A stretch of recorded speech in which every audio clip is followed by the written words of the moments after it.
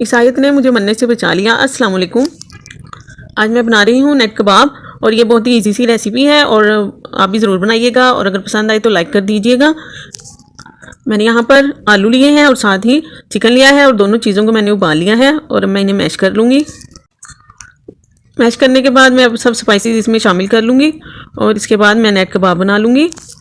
ये कबाब बनाने के लिए समोसा पट्टी भी हमें चाहिए होगी और मैं उस आयत का जिक्र करूंगी जो कि खौफ में अमन देती है और अगर आपको किसी दुश्मन का डर हो तो उसके लिए भी ये वजीफ़ा पढ़ा जा सकता है। ये सूरत नमल की आयत है। पहले मैं इस आयत के करिश्मे का एक वाक़या आपको बता दूं जो कि हज़रत मुफ्ती ज़र वली ख़ान रहमतुल्लाह अलैह ने बताया था। उन्होंने फरमाया कि मेरा एक शागिर्द जो कि तालीम मुकम्मल करके मदरसे से जा चुका था और वो जाकर एक मस्जिद में इमामत कर रहा था। एक बार उसने मुझे बुलाया, मेरे साथ एक और साथी मंसूर साहब भी थे। तो हम लोग जब उस मस्जिद में पहुंचे तो उस मस्जिद की छत नहीं थी। एक साहब कहने लगे मेरे घर में एक खैमा पड़ा है, उसको हम यहाँ कमरे की छत के ऊपर डाल देते हैं जिससे कि यहाँ पर बारिश से बचत हो जाएगी। तो हमने कहा कि चलो हम खुद लेकर आते हैं। मैं और वो साहब मंसूर साहब हम दोनों सुजुकी में जा रहे थे कि रास्ते में ट्रेन की पटड़ी आ गई। तो पटड़ी के ऊपर से जब गुजरने लगे तो गाड़ी का पहिया उसमें फंस गया। सामने ही ट्रेन पूरी रफ्तार के साथ आ रही थी और विसल बजा रही थी, लेकिन हम वहाँ से निकलने के काबिल नहीं थे। तो मुझे याद आया कि हज़रत अनवर शाह कश्मीरी रहमतुल्लाह अलैह ने यह आयत बताई थी कि अगर कोई खौफ का मौका हो तो आप ये आयत पढ़ें। पहले तो मैंने कलमा शहादत पढ़ा और फिर ये आयत पढ़ना शुरू कर दी।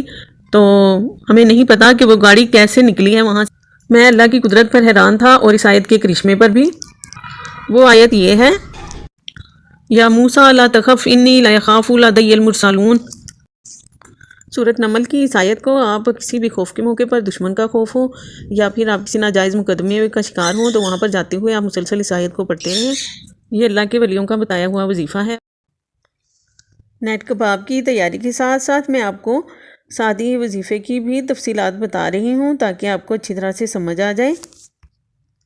ये वजीफ़ा बहुत ही मुजर्रब है और अल्लाह के वलियों का आजमाया हुआ है। आप इसके साथ ही हज़रत अनवर शाह कश्मीरी रहमतुल्लाह अलैह और हज़रत मुफ्ती ज़र वली ख़ान रहमतुल्लाह अलैह को 3 बार सूरत इखलास पढ़कर हदिया कर दें। जैसा कि आप देख सकते हैं कि जो कबाब बनाए हैं उन पर मैंने कटी हुई समोसा पट्टी कोट कर दी है। अब मैं इसे ऑयल में फ्राई कर लूँगी। जो आयत सूरह नमल की आयत नंबर 10 मैंने आपको बताई है उसका मैं आपको तर्जमा भी बता देती हूँ कि ए मूसा डर नहीं, हमारे हुजूर रसूलों को डर नहीं होता।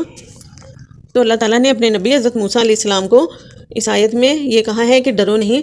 तो फिर ये जो शख्स भी इसको वजीफ़े के तौर पर पढ़ेगा और अपने इस किस्म के मसाइल के लिए पढ़ेगा कि जिसमें डर और खौफ शामिल हो तो इंशाल्लाह उसका डर दूर हो जाएगा और अल्लाह ताला उसकी गैब से मदद फरमाएंगे।